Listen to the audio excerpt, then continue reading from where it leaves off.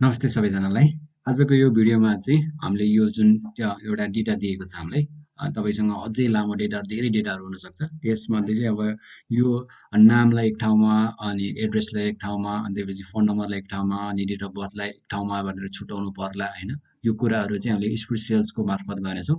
अर्को चाहिँ तपाईँले यसमै तपाईँले दिएको हजारौँ डेटामध्ये चाहिँ कुनैको चाहिँ जस्तो रवि खड्का, यहाँ रवि खड्का दुईवटा छ। यस्तै गरी डुप्लिकेट भ्यालुहरू टन्नै हुनसक्छ। त्यो कसरी हटाउने, त्यसलाई कसरी पहिचान गर्ने भन्ने कुराहरू बारेमा डिस्कस गर्नेछौँ। र कहिलेकाहीँ चाहिँ यो रोलाई चाहिँ कलममा, कलमलाई चाहिँ रोमा पनि कन्भर्ट गर्नुपर्ने हुनसक्छ। त्यसलाई चाहिँ ट्रान्सपोज भन्छौँ। र यो जुन डेट अफ बर्थ छ, यो चाहिँ इङ्ग्लिसमा छ अहिले। यसलाई चाहिँ हामीले नेपालीमा कसरी कन्भर्ट गर्ने भन्ने कुराहरूको बारेमा डिस्कस गर्नेछौँ है। यसमा सुरुमा चाहिँ हामीले यसमा भएको डुप्लिकेट डेटालाई चाहिँ हटाउनेछौँ। यसको लागि चाहिँ तपाईँले होममै जानुपर्छ। त्यसको लागि सुरुमा तपाईँले यो डेटालाई चाहिँ सेलेक्ट गर्नुहोस्। यो ABCDEFGH भनेको चाहिँ यो चाहिँ कलम हो। 1 2 3 4 भनेको चाहिँ यो हाम्रो रो हो। अब यसलाई सबै डेटा तपाईँले चाहिँ सिलेक्ट गर्नुहुन्छ। सिलेक्ट गरिसकेपछि यहाँ कन्डिसनल फर्मेटिङ भन्ने छ। यसमा गएर तपाईँले हाइलाइट रुल्समा गएर डुप्लिकेट भ्यालुजमा तपाईँले क्लिक गर्नुभयो भने चाहिँ जुन जुन डुप्लिकेट भ्यालु छ, लेट्स यहाँ रवि खड्का जुन जुन डुप्लिकेट छ त्यसलाई हाइलाइट गरिदिन्छ। लेट्स चाहिँ मैले यो 7 नम्बर कलमलाई चाहिँ मैले डिलिट गरेँ। डिलिट गर्नुको लागि राइट क्लिक गरेर डिलिटमा क्लिक गऱ्यो भने त्यो हाम्रो डुप्लिकेट डेटा चाहिँ अब हरायो।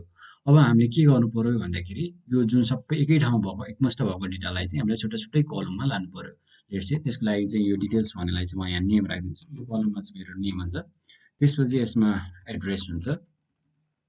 चाहिँ यसमा चाहिँ कन्ट्याक्ट नम्बर होला। यसमा चाहिँ डेट अफ बर्थ एडीमा राखिएला। एडी भनेको हाम्रो इङ्ग्लिस डेट।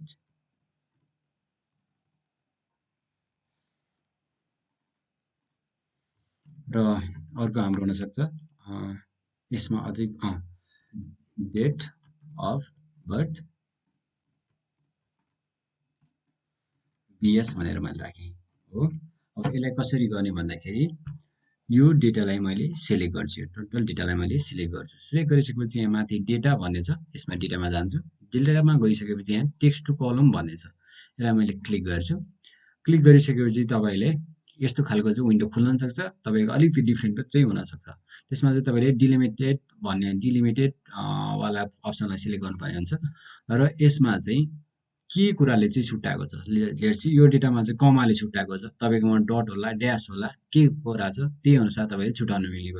लेट्स यो 12/5/1997 छ, यो चाहिँ स्ल्यास छ। मैले यहाँ स्ल्यास भनेर मैले राखिदिएँ भने चाहिँ यो डेट मन्थ र इयर चाहिँ अटोमेटिक स्विच भइदिन्छ भन्नाले सिफ्ट भएर बसिदिन्छ। लेट्स मैले चाहिँ यसलाई कोमामा राख्दैन मिली भयो, नत्र अदर राखेर मैले यहाँ कमा भनेर मैले राखिदिइसकेपछि मैले नेक्स्ट गर्छु। नेक्स्ट गरिसकेपछि फिनिस गरिदिन्छु। फिनिस गर्दा बित्तिकै हेर्नुहोस् त तपाईँको डेटा अटोमेटिक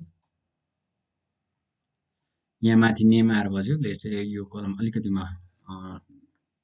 बोल्ड गरिदिन्छु। बोल्ड गरिसकेपछि हेर्नुहोस्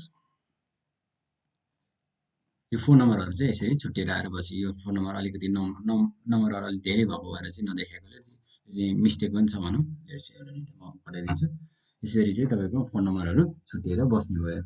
छुट्टिसकेपछि तपाईँले यो अब डेट अफ बर्थलाई तपाईँले इङ्ग्लिसमा छ, यसलाई तपाईँले नेपालीमा लानुपर्ने भयो। यसलाई कसरी गर्ने भन्दाखेरि चाहिँ तपाईँले चाहिँ एउटा डेट कन्भर्टर भन्ने चाहिँ तपाईँले एउटा प्लगइन एड इन भेट्नुहुन्छ। त्यो म त्यो फाइलको लिङ्क चाहिँ तपाईँले डिस्क्रिप्सनमा राखिदिन्छु। त्यसको लागि चाहिँ सिम्पली तपाईँले फाइलमा जानुहुन्छ, अप्सन्समा जानुहुन्छ, यहाँनिर एडिन्स भन्ने छ। एडिन्स भन्नेमा गएर तपाईँले लेट्स चाहिँ यहाँनिर चाहिँ एमएस एक्सेल भन्ने छ है, यसलाई मैले गो गर्छु। र गइसकेपछि यहाँ ब्राउज गर्छु। ब्राउज गरिसकेपछि यहाँ मैले डाउनलोड गरेर राखेको छु त्यो फाइल तपाईँलाई म लिङ्कमा राखिदिएको हुन्छु। त्यो लिङ्कले तपाईँले गर्न सक्नुहुन्छ।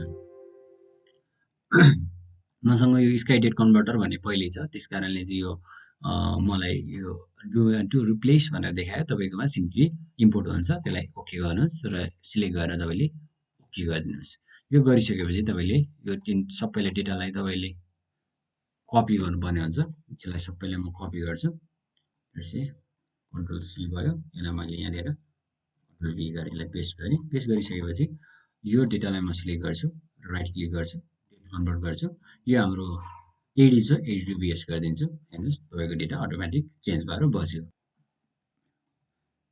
अब हामीले चाहिँ यो डेटालाई चाहिँ ट्रान्सपोज भनेको चाहिँ नेम, यो जुन तपाईँले यो SN, name, address, contact number, date of birth, योलाई चाहिँ हामीले एउटा कलममा राख्छौँ। अहिले रोमा छ, यो चाहिँ रोमा छ, अहिले रोमा छ। यसलाई चाहिँ हामी कोलममा राख्छौँ र यो सबै कोलममा भएको डेटालाई चाहिँ तपाईँले रोमा लानको लागि चाहिँ सिम्पली के गर्न सक्नुहुन्छ, सिम्पली तपाईँले चाहिँ यसलाई मैले कपी गरेँ, यो सबै डेटालाई मैले कपी गरेँ, कन्ट्रोल सी। यसमा नयाँ सिटमा म राख्न चाहन्छु, नयाँ सिटमा गएँ। नयाँ सिटमा गएर चाहिँ मैले यहाँ गएर राइट क्लिक गरेँ। क्लिक गरिसकेपछि यहाँ पेस्ट स्पेसलमा छ, यो पेस्ट स्पेसलमा तपाईँले क्लिक गर्दा हुन्छ, नत्र यहाँ हेर्नुहोस् त सिधै यो अप्सनमा मैले क्लिक गरेँ भने ट्रान्सपोज हुन्छ। ट्रान्सपोज गरिसकेपछि हेर्नुहोस् एसएन चाहिँ तपाईँको एसएन, नेम, एड्रेस यो चाहिँ सिरियल नम्बर यो चाहिँ यता आयो र नाम चाहिँ यताबाट यता गयो। यसरी पनि तपाईँले डिफ्रेन्ट डेटालाई चाहिँ यताउता मिलाउन मिल्ने भयो। र तपाईँले चाहिँ डेट चाहिँ यो सिटलाई चाहिँ अलिकति राम्रो टेबलको फर्म दिन चाहनुहुन्छ भने सिम्पली यहाँ फर्मेट एज टेबल गर्नुहोस्।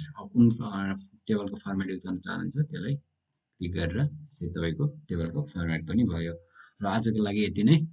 कमेन्ट बक्समा चाहिँ अरू के को बारेमा तपाईँले भिडियो बनोस् भन्ने चाहनुहुन्छ, एक्सेलको बारेमा अवश्य डिफ्रेन्ट टपिकहरू मलाई भन्नु होला, म तपाईँलाई भिडियो बनाएर दिनेछु। आजको लागि हस्त धन्यवाद।